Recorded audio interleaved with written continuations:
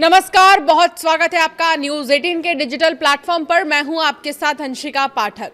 अगर मैदानी इलाकों की गर्मी से आप परेशान होकर सोच रहे हैं कि पहाड़ों पर चलते हैं तो ये खबर आपके लिए है।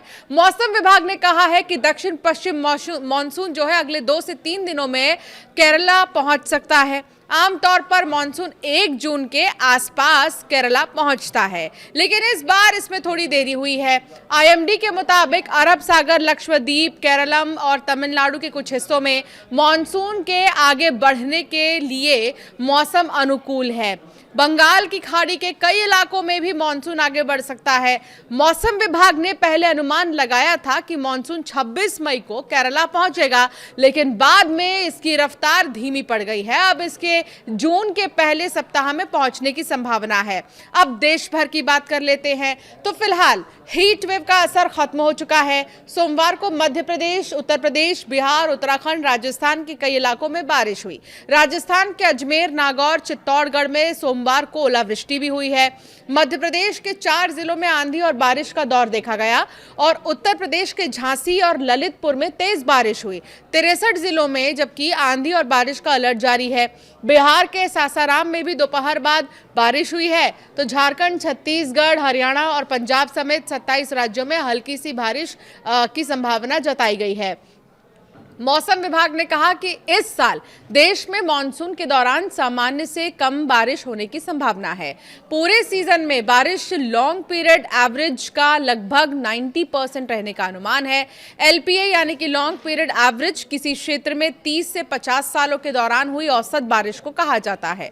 भारत में 1971 से 2020 के आंकड़ों के आधार पर मानसून की औसत बारिश 87 सेंटीमीटर मानी जाती है। अगर किसी साल बारिश एलपीए के 90% से कम रहती है तो उसे सामान्य से कम बारिश की श्रेणी में रखा जाता है। आईएमडी का यह कहना है कि इस साल कम बारिश की एक और बड़ी वजह अल नीनो हो सकती है। अल नीनो एक मौसमी स्थिति है जिसके दौरान प्रशांत महासागर का पानी सामान्य से ज्यादा गर्म हो जाता है। इसका असर भारत के मानसून पर पड़ता है और अक्सर बारिश कम होती है। फिलहाल प्रशांत महासागर में स्थिति धीरे धीरे अल नीनो की ओर बढ़ रही है। मौसम विभाग का अनुमान यह है कि जून में अल नीनो कमजोर रह सकता है, लेकिन सितंबर तक ये मध्यम या मजबूत रूप ले सकता है। कुल मिलाकर जो लोग मैदानी इलाकों की गर्मी से परेशान होकर पहाड़ों पर जा रहे हैं उनके लिए राहत की खबर है। 3 जून से मानसून दस्तक देने वाला है। केरला की अगर बात करें तो यहाँ तो पहले ही शुरू हो जाता है मानसून सा नज़ारा, लेकिन इस बार थोड़ा लेट मानसून केरला में दस्तक देगा, ये जानकारी मिल रही है। दूसरी तरफ पहाड़ों पर बहुत ज्यादा भीड़ हो रही है। चाहे आप मनाली कह लीजिए या आप शिमला चले जाइए या ऋषिकेश चले जाइए, इन जगहों पर क्योंकि लगातार जो लोग हैं पहुंच रहे हैं मौसम का मजा लेने के लिए, और पहाड़ों पर ये मौसम बहुत अच्छा माना जाता है कि आप जाएंगे तो एक अलग ही प्रकृति की जो सुंदरता है वो देखने को मिलेगी। लेकिन इसी प्रकृति की सुंदरता देखने के लिए जो लोग वहां पहुंच रहे हैं वो एक और समस्या का सामना कर रहे हैं, वो है 8-8 घंटे ट्रैफिक में खड़े रहना।